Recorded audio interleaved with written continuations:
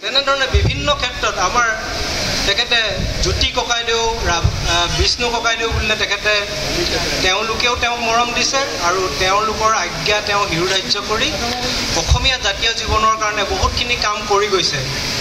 আমাৰ যেতিয়া বয়সন্ধি কালত আমাৰ মাতবিলাক সলনি হয়, সেই তাৰ সলনি হোৱাৰ আগতে তেওঁ নাৰী কণ্ঠত জয়মতীৰ কাৰণে ইন্দ্ৰমালতীৰ কাৰণে তেওঁ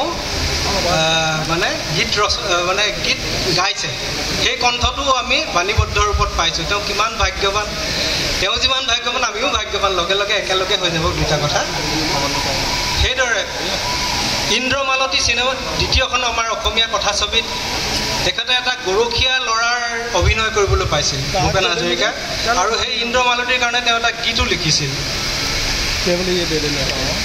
আৰু আমি জানো যে শ্ৰীমন্ত শংকৰদেৱ আমাৰ জাতীয় জীৱনৰ প্ৰধান প্ৰতিষ্ঠাপক বুলি ক'ব পাৰোঁ।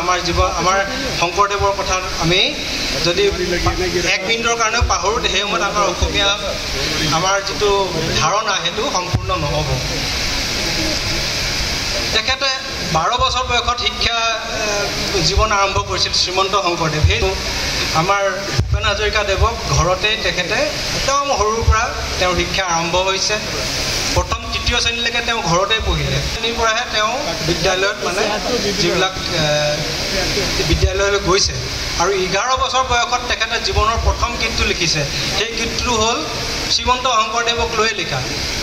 কুসুম্বৰ পুত্ৰ শ্ৰী শংকৰ গুৰুৱে ধৰিছিল নামৰে টান, নামৰে সুৰতে উঠলি উঠিছিল পবিত্ৰ বৰদোৱা থান, মোৰ গুৰু ঐ পবিত্ৰ বৰদোৱা থান।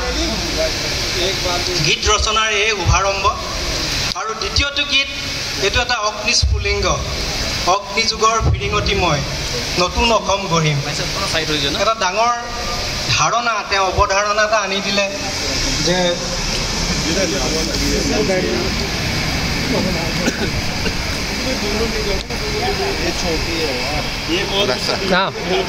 পালেহি।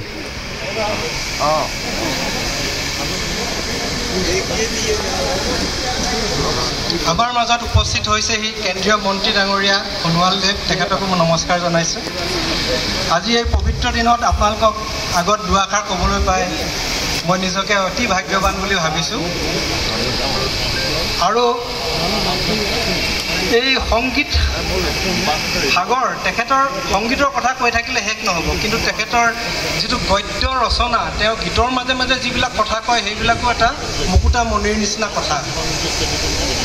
তেনেধৰণে আমি সৰুৰ পৰা তেখেতৰ সংগীত সভাত আমি উপস্থিত হৈছিলোঁ, আমি শুনিবলৈ পাইছোঁ কেনেধৰণৰ জনসমুদ্ৰৰ সৃষ্টি হয়। তাৰ মাজত ভূপেন হাজৰিকাৰ মুখখন চাবলৈ আমি কিমান উদগ্ৰীৱভাৱে অপেক্ষা কৰোঁ। দেৱীচৰণ মহাবিদ্যালয়ৰ